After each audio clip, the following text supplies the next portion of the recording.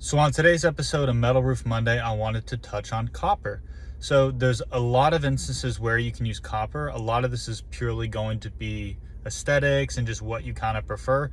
Most of the uses I see on residential are usually going to be an accent roof. So say like a bay window, I'll put a picture up so you know what I'm talking about. And then also these are usually going to be standing seam applications, and then also over flat porch roof sections is a good place to use it. And then also over dormers is another pretty common place to use it. And then lastly is going to be in the valleys on an open valley roofing system. It has a nice little touch, especially if you don't mind the look of it being patinaed.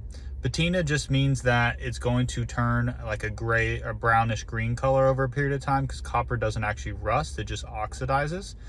The only time I would say really do not use copper is if you're in an area where you get a lot of hail, especially bigger hail. It's a very soft metal, very similar to lead, and it's going to take a beating every single time. In fact, even smaller hail is usually going to dent this, but if it's hitting the ribs constantly, hitting where the fasteners are, you can definitely run into some issues.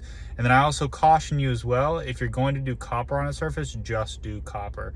Most of the metals like your lead, your steel, your aluminum, if you mix different kinds of metals, you can run into a lot of issues when it's wet.